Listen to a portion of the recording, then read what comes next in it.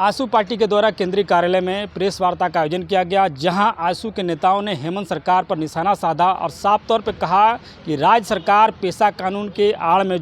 Sarna code की मांग को लेकर के सड़क पर प्रदर्शन कर रहे हैं। सरकार पेशा कानून 1996 लागू नहीं होने देना चाह रही है और इसके कारण जो यूपीए घटक के दल हैं वो सरना कोड की मांग को लेकर के प्रदर्शन कर रहे हैं। आगे आजसू नेताओं ने कहा कि जब यूपीए की सरकार थी तो उस समय क्यों नहीं सरना कोड को लागू किया गया था। उनके द्वारा कहा गया कि यह व्यवहारिक नहीं है और अब जो इंडिया गठबंधन के जो घटक दल हैं, जो राज्य में सरकारें हैं, वो सरना कोड की मांग को लेकर के प्रदर्शन कर रहे हैं। इसमें आगे उन्होंने कहा कि जो पेशा कानून है और जो जाति जनगणना है, राज्य सरकार जाति जनगणना होने नहीं देना चाहती है सरना कोड की आड़ में, कि सरना कोड पहले लागू किया जाए उसके बाद जाति जनगणना लागू किया जाए। यह जो राज्य सरकार की जो नेताओं के द्वारा जो मांग की जा रही है, इसमें मुख्य रूप से यही है कि राज्य सरकार पेशा कानून को लागू नहीं करके जाति जनगणना को रोकने का काम कर रही है। यह एक सबसे महत्वपूर्ण बिंदु है और इस पर हेमंत सरकार इनको जवाब देना चाहिए। आगे आजसू के नेताओं ने प्रेस वार्ता कर क्या कुछ कहा, देखें आप। मुख्य रूप से आज पूरे प्रदेश में खासकर आदिवासियों के प्रति और झारखंड को लेकर के काफ़ी चिंता बढ़ी है। सरना कोड के मामले को लेकर के, पेशा कानून को लेकर के या जातीय जनगणना को लेकर के सभी दल अपने अपने स्तर से या सामाजिक संगठन अपने अपने स्तर से संघर्ष कर रहे हैं, सड़क पे है। लेकिन अचंभा तब होता है जब कोई सरकार में है वो भी रोड में आकर के हल्ला करने लगे, तब लगता है कि आखिर लोग जनादेश देते क्यों हैं। जब जनादेश देते हैं तो जनादेश पाने के बाद उनको हल करना चाहिए, ना कि उसको सड़क पे आना चाहिए। आज कांग्रेस और झारखंड मुक्ति मोर्चा के लोग सरना कोड को लेकर के हर एक जिला मुख्यालय में घेराव कर रहे हैं और मेमोरेंडम दे रहे हैं। जबकि कांग्रेस की सरकार जब केंद्र में थी तो यही सरकार सरना कोड को अव्यवहारिक कह करके इसको खारिज कर दिया था। आखिर आज ये मुखर तरीके से सड़क पे आ रहे हैं, पहले तो स्पष्ट करे कि उनका सोच क्या है, नीति क्या है। तो झारखंड मुक्ति मोर्चा को और कांग्रेस को इस विषय पर स्पष्ट करना चाहिए। ऐसी पेशा कानून को लेकर के फिफ्थ शेड्यूल का इलाका है, फिफ्थ शेड्यूल इलाके में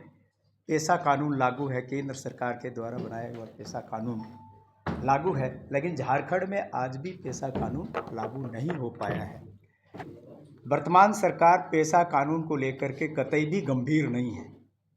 हमको लगता है न ये पेशा कानून को कारगर तरीके से जो केंद्र की का एक्ट है उसको लागू करना चाहती है, बल्कि उसको शिथिल करते हुए और अपना पेशा जो बालू बेचने का यही पेशा है उसको मजबूत करना चाहती है, जो दिखाई पड़ता है। तीसरा, जनगणना को लेकर के राज्य सरकार अभी भी गंभीरता नहीं दिखा रही। आजसू पार्टी जातीय जनगणना को लेकर के मुखर तरीके से इस बात को हमेशा से आवाज़ उठाती रही है, क्योंकि ये मानना है कि जनगणना के माध्यम से हम यहाँ की आबादी को स्पष्ट रूप से जान सकेंगे, उनकी योजनाओं के संदर्भ में भी विस्तार से हम लोग ये कर सकेंगे। सरना कोड को भी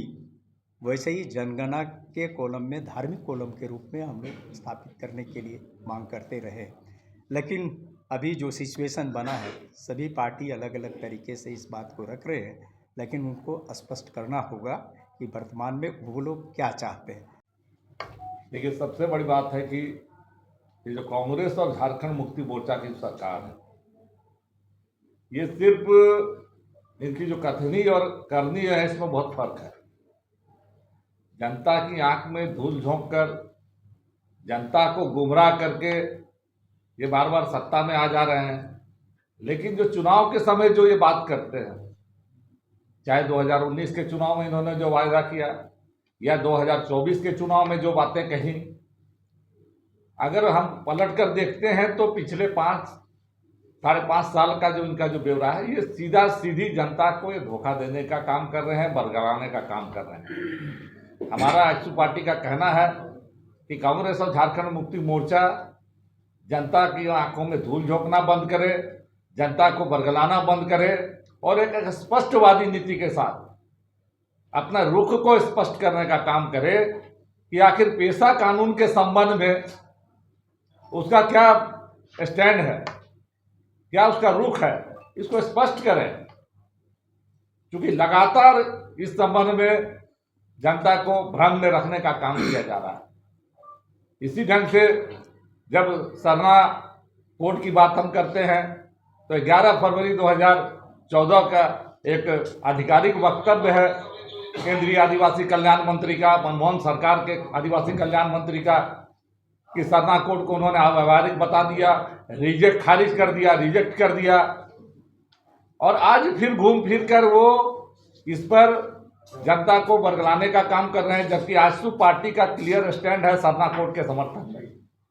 सरना धर्म को मान्यता देने के संबंध में हमारा पहले से क्लियर स्टैंड है, लेकिन ये लोग एक तरफ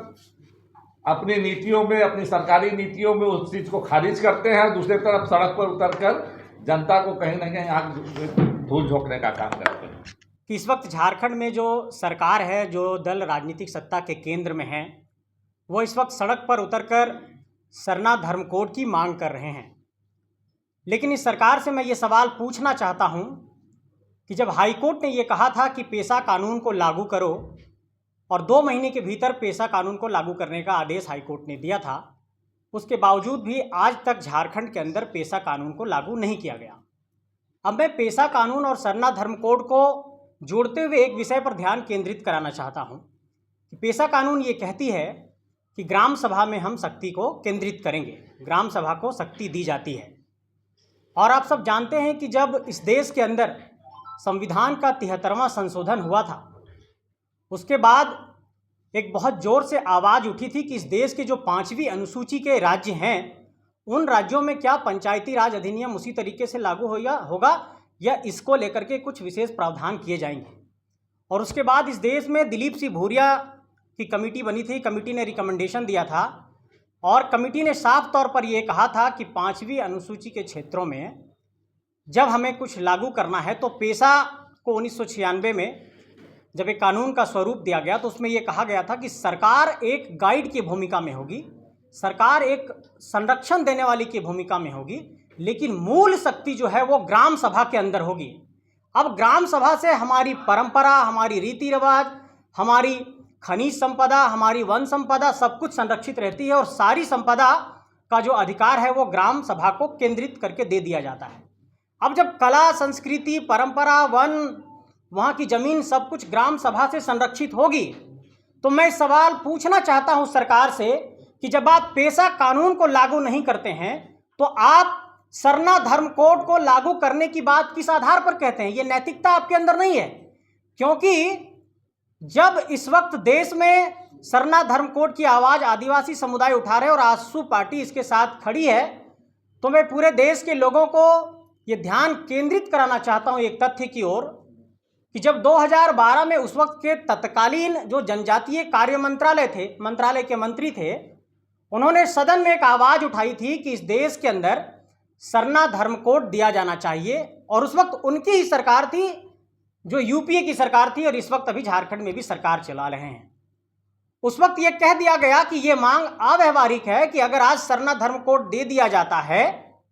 तो और किसी दूसरे धर्म वाले लोग लगातार इस तरह की मांग उठाने लगेंगे और इस मांग को अव्यवहारिक बता दिया गया। तो मैं ये सवाल पूछना चाहता हूं कि साल 1961 में, उस वक्त सरना धर्म कोड नाम नहीं था लेकिन एक प्रावधान था कि लोग सरना धर्म कोड लिखते थे और ये कोड उस वक्त था। लेकिन 1961 में जब सरना धर्म कोड आदिवासियों के लिए कोड जैसा प्रावधान बनाया गया था, उसको किसने हटाया 1961 की जनगणना में? तो ये नैतिक अधिकार झामुमो और कांग्रेस को नहीं है कि वो ये कह सके कि झारखंड में सरना धर्म कोड लागू होना चाहिए। आजसू पार्टी सरना धर्म कोड के साथ खड़ी है, लेकिन इस बात का हम सीधे तौर पर खंडन करते हैं कि जो राजनीतिक दल इस वक्त यहाँ पर सत्ता के केंद्र में है, उन्हीं लोगों ने सरना धर्म कोड का विरोध किया था, वही लोग पेशा कानून को लागू नहीं होने देते हैं और इस रास्ते से देश में जो एक बड़ा फैसला लिया गया है जातीय जनगणना का, उसमें वो अड़चन पैदा करना चाहते हैं।